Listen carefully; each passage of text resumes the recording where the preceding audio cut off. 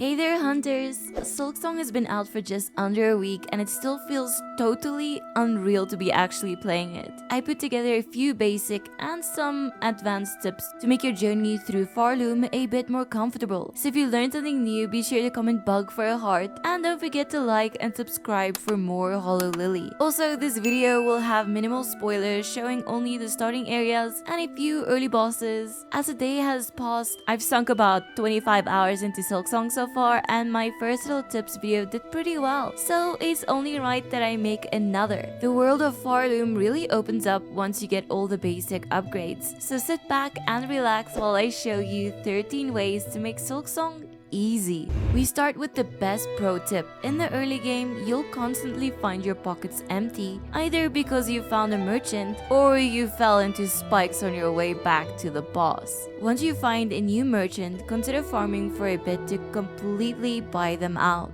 My first spot starts from this bench in the marrow. You can quickly make a circle around yourself just like crazy roped pilgrims and gain 25 beads every time. I can finish a loop in under 40 seconds and it's best done with a charged up silk spear. So visit this spot whenever you find something you really want to buy. It's 375 beads every 10 minutes or so if one farming run takes you 40 seconds on average. Once you reach the right side bench in Greymoor, you can open up a shortcut to travel back and forth between these two benches to earn about 50 beads every 40 seconds, which translates to 750 every 10 minutes. Much better. When traveling through Hunter's March, you'll start to encounter some hostile warrior ants. They can be dispatched fairly easily, but soon you'll find your way blocked by a particularly strong ant. He has no name, but will swing his double damage dealing club with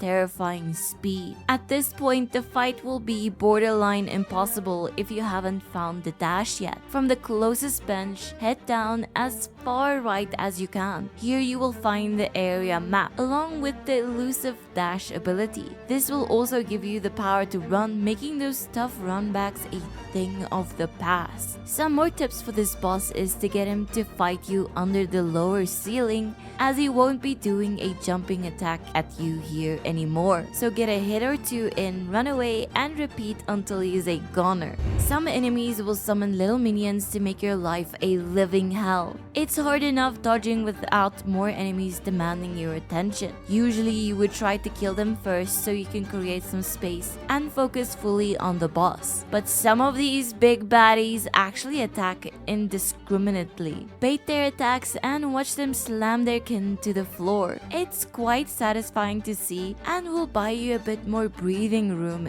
in the process. I also tried this in a Sister Splinter boss fight, but these spinning devils were really the bane of my existence. For this fight, I would suggest using your Silk special, Thread Storm. It'll make quick work of these little guys, and the boss herself is quite easy.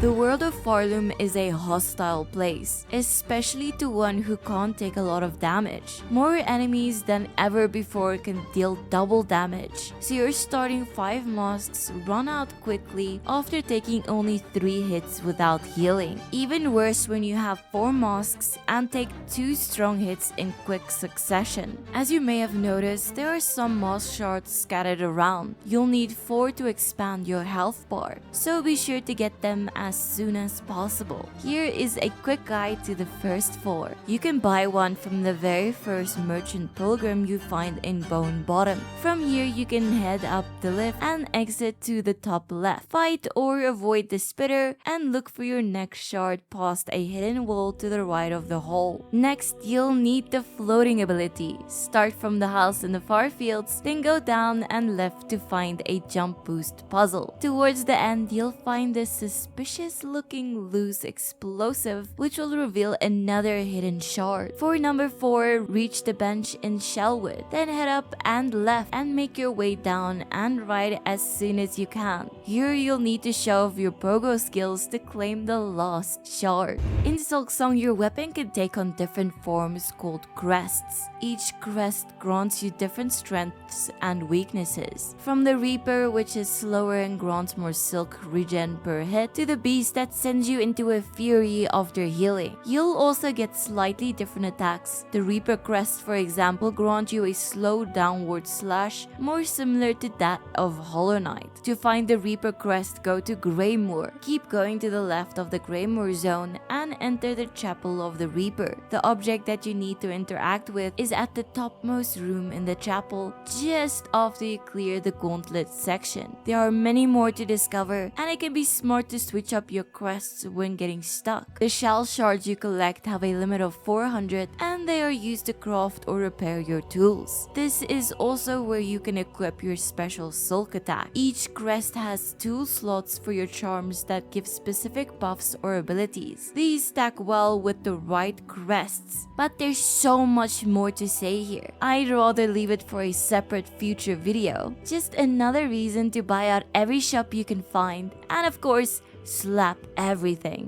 While exploring around the Moss Grotto, you may hear a crazy chuckle in the distance. Follow the noise to find a Moss Druid looking to finish his latest brew with a few moss berries. The first is very hard to miss and will teach you to time your slash on the fly below to reach it. If you accidentally kill this enemy, don't worry. Simply re-enter the room to try again. Once you find the bone bottom lift, you may spot another fly below you with a berry in its mandibles. No fall damage, and once you hit the ground, your lift will automatically follow you down. The third berry is right below the Druid in this little hidden nook. Return to be rewarded with a nifty protection tool. The Druid's Eye Amulet will replenish some of your silk when taking damage. This thing is a must for any beginner adventurer, since it can recharge silk attacks or help you reach your next heal faster. If the game is really starting to get under your skin, here are a few settings that can instantly dial back your frustration. In a world that's all about the sound, you can pop open the settings to conveniently deactivate Hornet's voice during combat and navigation. She will still speak during NPC interactions, but it removes a layer of sound from a frustrating combat or puzzle situation. It may sound silly, but it can even help to turn the boss's music down to keep your heart from skipping a beat every time you make a narrow dodge. Bosses may also telegraph their attacks with a certain sound, so lowering the music can actually help in this way as well. These last few tips will contain mild spoilers, but considering it's still before the first weapon and health upgrades, I'd still only classify them as very minor.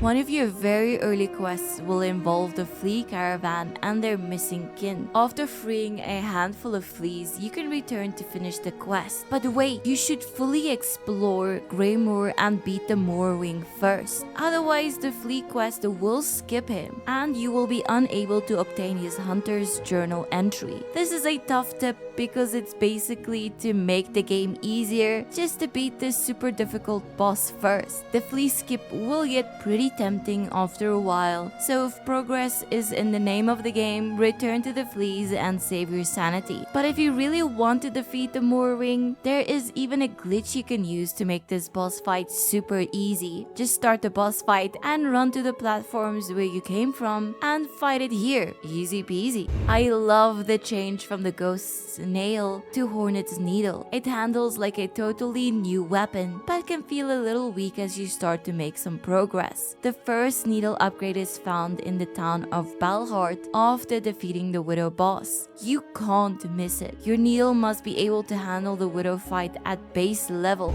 If you follow this guide, you will be able to purchase the simple key early from the Bone Bottom Merchant. Do not use this key at the Sinner's Rise. Use it at the Wormways instead. Finding a second simple key can take a while, so it's better to open up the Wormways with your first. This cell yields nothing of real value, and the imprisoned bug actually escapes by themselves later on. As you journey through Farloom, there are tons of inaccessible areas and strange collectibles. Most of these can only be accessed or collected as your abilities progress, so be sure to mark them all for later. Once you get an upgrade, it will be wise to check them out when you get stuck again. Unless you feel like watching another guide later, you know. Knowing where to go can make all the difference in becoming truly invincible.